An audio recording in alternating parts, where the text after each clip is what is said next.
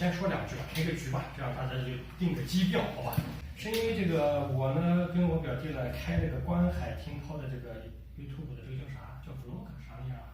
就说想做节目，所以呢就刚好来了两位朋友，我两位朋友啊，这乐队的重要人物，一个话题叫每个人梦想中想要把自己的什么生活的点点滴滴记录一下也好，给别人分享也好，对吧？让别人看了乐也好，被别人骂也好，自己爽也好。那么这个想法的话，我是开始了，做了2期，还觉得有点意思。不管有没有内容无所谓，做上去先发上去，自己兴趣定了。我发上去以后，我做了2期啊，就发现一个问题是什么？就是做上瘾了，就是生活中每一个片段都想记录下来，因为都是点点滴滴。所以今天为什么我说憋不住，我必须要开机？因为你们来，这就点点滴滴。那你刚说你内心中也有梦想，记录这个的梦想，你说说你这个想法是怎么回事？对，这个也与就是我就是小时候嘛，这第一次组乐队它是有关系的。我在当时国内它也出现过几期节目，好像是介绍就是各种乐队啊，我甚至是在当时有很老的网站叫酷六，你知道吗？还有就是优酷这些东西，他有的时候。我就搜自己的喜欢的乐队嘛，对吧？搜自己喜欢的乐队，然后呢，他就有很多纪录片儿。那这乐队中他都有，就是说，总有那么一个人喜欢拍东西啊，然后以及他们平时他就是甚至 Beyond 他都有啊。如果真的是 Beyond 的，就是说这个很忠诚的粉丝的话，你像我当时琴行里那个老板，他 Beyond 的那些黄家驹当时不穿裤子的视频，他都留着啊。然后这出去这个 Beyond 这是黄贯中啊、叶世荣啊。家居家在台湾乐是吃烤肉的场景啊，对，排练的换弦的场景啊，对，这些东西。下雪了，打雪仗啊，这个南方人第一次见到雪，是吧？这些东西他都记录下来，然后就看看，挺有意思的。这个也是对，为什么？因为我当时是观看者，我就感觉到，我看这些人感觉到挺放松，但是前提啊，你得很崇拜他。所以说你才有心情去看。对，然后我想了解了解，这也就是有点偏类似于八卦，但不像现在社会就是这么，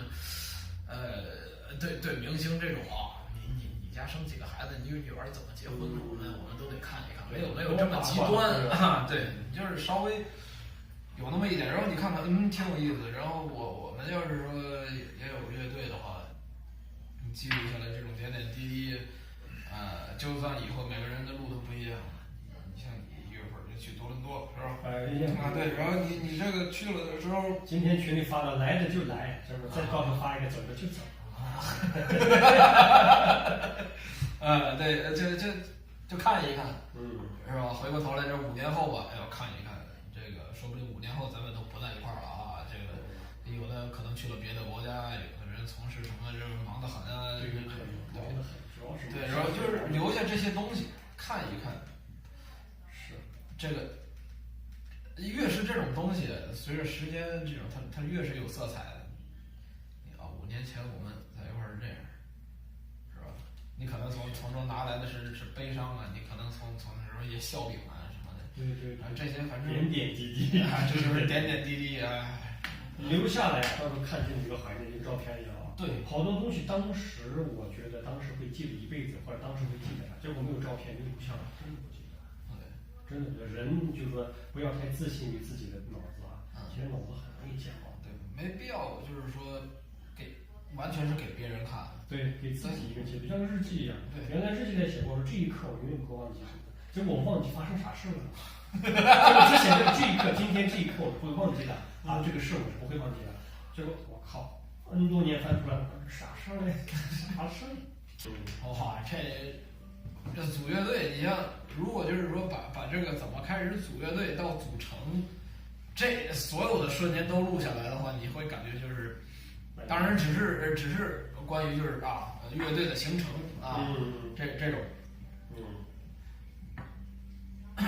把这些录下来的话，也是蛮有意思。对，你看这挺蠢的这个，不过他们成功。也就是蛮普通的一些人，水平都各不一样啊。你甭管是这其中有嫌弃啊什么的，你知道吧？人们就喜欢看这个，大家就喜欢看这个，谁看不起谁呀？这然后对，八卦的东西互相 diss 的，就互相 diss 这种，平常人说人的好话这是没意思，但是一有人说谁的坏话，这感觉就上来了。对呀，媒体是怎么赚钱，是不是？我曾经看过那个唐朝的那个后台的他们那个聊天采访什么的，对，蛮有意思的，就是他们的排练怎么做，然后他们演出前准备怎么做。那时候录的还比较正式，就是跟演出有关、排练有关才会录，像生活什么都没录，就很遗憾。因为啥？因为看里面张居啊什么聊天，张居还挺平的，北京人倒挺平的。但是看这个视频的时候其实是我看到这个视频的时候，张居已经挂了。所以就哇靠，从军出来活的是这样，说话是这样的，哎，所以充满了各种的怀念。所以我们把点点滴滴录下来，切一下，剪切一下，弄成视频，记录人生发上去，后来大家见证我们的一些成长的过程。你像我很能看就是高晓松啊，这个又是什么？你像那种圆桌派。圆桌派我看了，你看过是吧？圆桌派是因为锵锵三人行给毙了然后又是就是讨论窦文涛，对，讨论这种讲究对呀，什么叫讲究啊？就是你听听他们说的东西都挺有学问然后也能看出来哇，他们原来对有话，对，然后你听他们说那当然是不是吹牛逼咱们不谈啊？有吹的成分，有资格，有资本吹。对，有资本吹，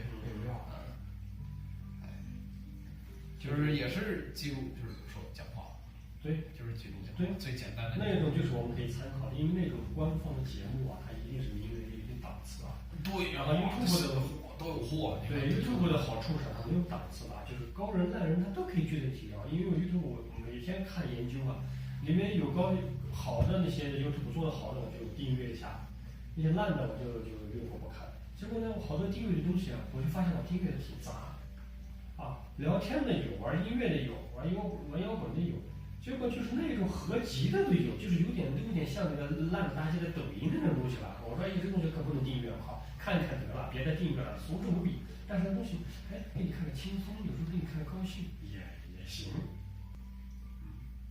来，我们的红人，你是这个什么来？啥想法来？我想说啥就是，我以前不是这样子，以前我就是，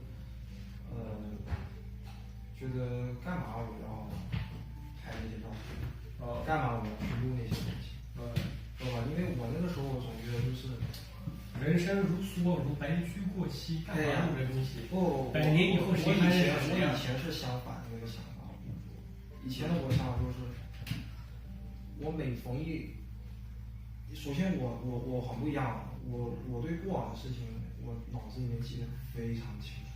这样。我记得真的是特别清楚。那你不是更具备做YouTube的特点吗？因为你说啥你带一路的，因为你只要看就是有没有那一个场合能够掏出我脑袋里面那个记忆出来。我以前的话我就没这个习惯，就是比如说拍照片啊，或者说是录一些相声。你都能记得很清楚。但你何必还用这个？但是你知道我还有个原因。对，记得清楚是自己嘛，没有帮助别人影响。那你是不愿意拍，还是说想拍只不过懒得拍？我还有个原因，就是我这个人就是我一提起过往，很容易看到一些这些事情很容易感慨。很容易就耿耿于怀。我就很容易有点这个感觉，对不对？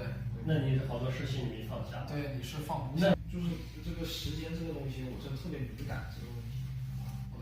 所以说我就是，每逢你就是我就说吧，我直接这么说，我其实对于这个问题我很胆小，为什么这么说呢？我都有的时候都不敢面对。我不是不敢面对，就是我都不会敢去翻阅以前的一些这些东西。我虽然说我去伤你这么深吗？不，我不是说这个伤，就是爱情，你不是爱情是，我不单纯是指这个，我指的是很多这种瞬间，就是我指的是跟朋友啊，跟家人啊，或者说我就是我跟事物，我跟自然以前物是人非，物是人是，物非人非，就是所有这些东西，我有记录，但是就算我有记录，我都不敢轻易去翻看，我都不敢轻易的。那你是不是有点先天的，比如说是一种比较伤感的那种这种性格在里面，还是说还是多愁善感、文人？可能有点吧，是吧？我有点这种感觉。那你得要文人骚客，这个够骚，够骚。你文人够骚，我们一起聊聊这个东西啊，到时候还是有点骚客的感觉，那就对吧？把这一泡喝了就更对，这一泡就骚了。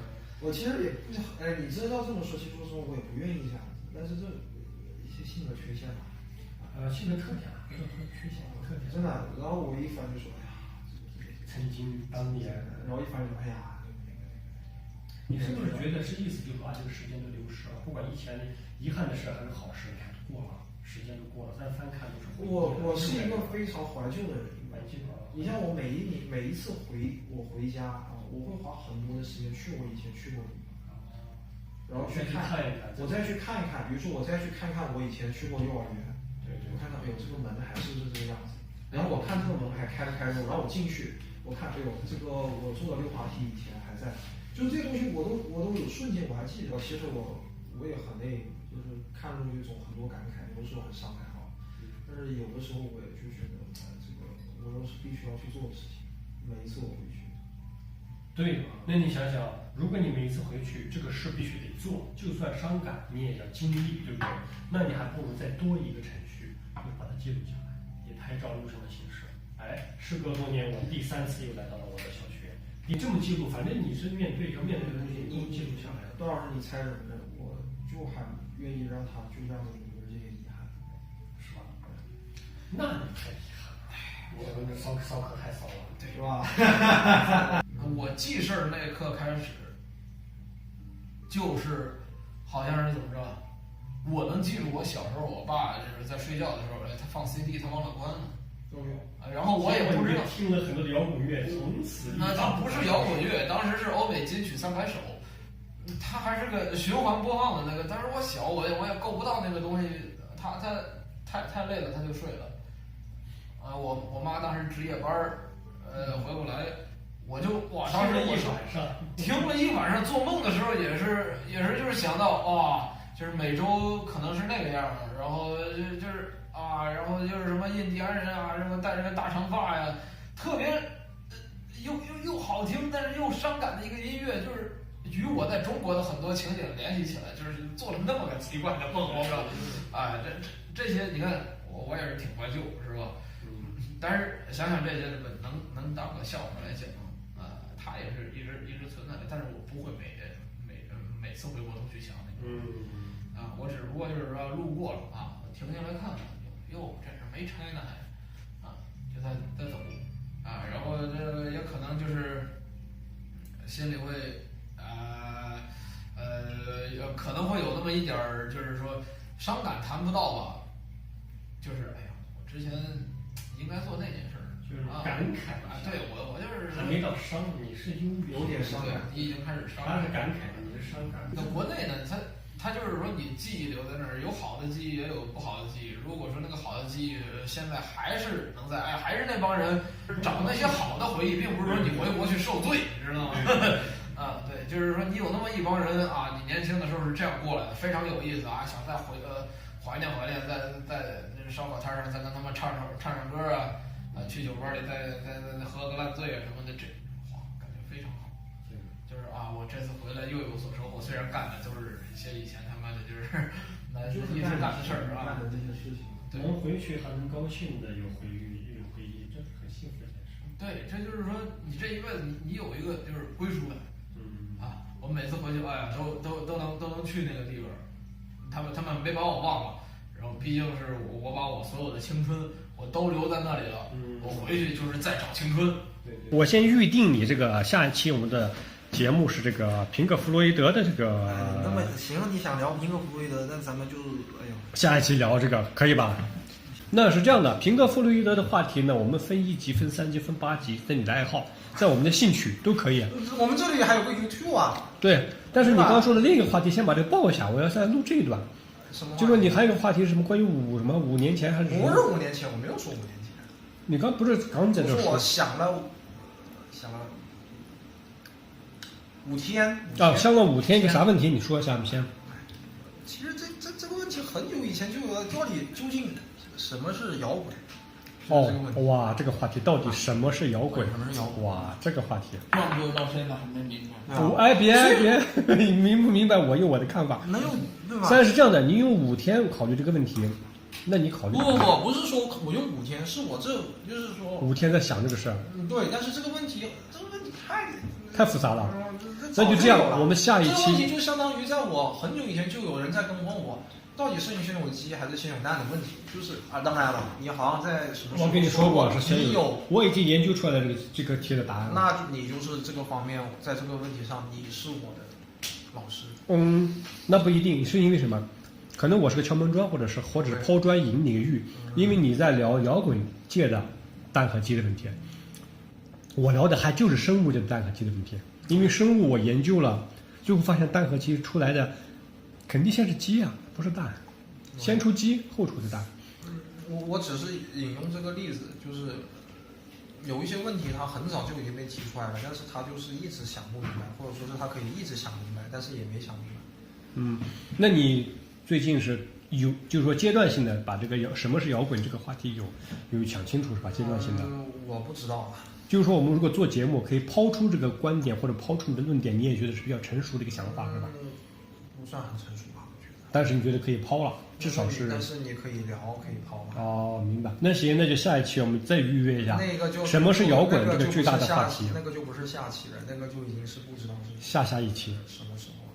为啥？可能永远也不知道是怎么回事。或者其实我感觉像聊这种话题，自己先搞明白是什么东西再是吧？不预设，因为你搞明白，你花5年以后搞明白，那你等不了。就是说，你现在搞到哪一步了？对，说不定这个话题是什么？可能这5年中，我们隔半年、隔1年都会录，就是聊什么是摇滚1，什么是摇滚2。整个这5年之中，我们的认识，到时候5年回过头一看，哦，这个我们的认识是这么出来的。所以我的意思是这个意思，就不要说等你想明白再聊。那15年以后想明白，我等你15年，那你让 YouTube 的粉丝们等死了，对吧？要看到我们的成长。那行，那就预定了，基本上就是粉丝。是，那行，那就先录到这里吧。这个预告节目到这里。